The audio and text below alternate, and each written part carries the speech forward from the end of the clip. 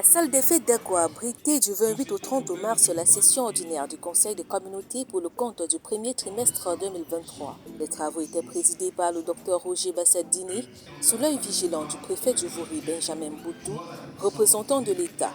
Le maire de la ville et son conseil, parmi lesquels 15 femmes, ont planché sur tous les 13 points à l'ordre du jour pour l'examen et l'adoption du compte administratif clos au 31 décembre 2022. Grande conseillère Meringwa s'est réjouie de participer pour la première fois à ces travaux. Coming from Bonaberi, I think I'm the very first lady there to... Je viens de Bonaberi. C'est mon premier mandat ici au conseil de communauté, surtout en tant que grande conseillère, sachant très souvent ce sont les hommes qui sont mis en avant. Depuis 2020, nous avons beaucoup travaillé. C'est une opportunité de s'exprimer. Nous travaillons ensemble sans violence. Tout le monde a les mêmes droits et chacun défend les intérêts de sa localité. Pour sa part, Geneviève Wapi a salué la prise en compte du genre à cette rencontre où arguments, propositions et suggestions se croisent pour l'amélioration des conditions de vie des populations. Nous faisons des propositions et ces hommes sont bien avec nous. Les grands conseillers de Douala-Toisé, de la mairie de la ville, se comportent avec nous comme si nous étions tous idem, masculin, féminin, c'est la même chose. Et je vous dis encore une autre chose, ils prennent en compte toutes nos suggestions. Et le maire de la ville aussi en fait idem. Après examen, 2022 affiche une embellie au niveau des recettes qui sont passées du simple au double. La réalisation que nous avons faite en 2022, ça a été d'atteindre un niveau de recettes qui est le double de celui que nous avions quand nous entrions en fonction il y a 3 ans. Nous avions doublé les recettes effectivement recouvrées, celles qui sont dans nos caisses. On a doublé le niveau. Et si nous améliorons notre taux de recouvrement, on devrait même aller bientôt à 2,5 fois plus que ce que nous avions. Donc c'est ça la première réalisation. Les recettes, vous savez que l'argent est né à la guerre.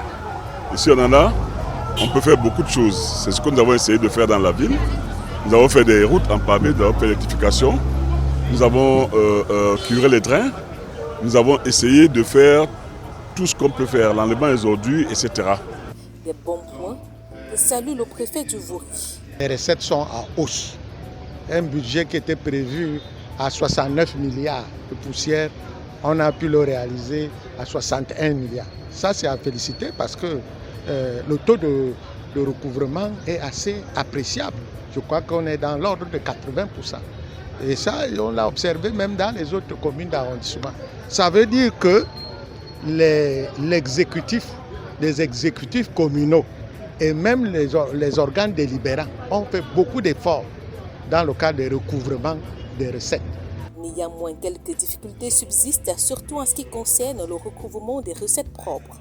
En termes de recettes fiscales, il y a la trésorerie de l'État même qui doit certainement réagir aussi pour soulager justement les collectivités territoriales décentralisées. Cette session se tient au moment où l'exécutif vient de terminer sa 3e année à la tête de la mairie de la ville, ceci dans un contexte de croissance ralentie en 2022, dû entre autres à des chocs exogènes, la chute des produits de base et les tensions inflationnistes. Les ailes du pouvoir magazine, le cas politique des ailes du pouvoir.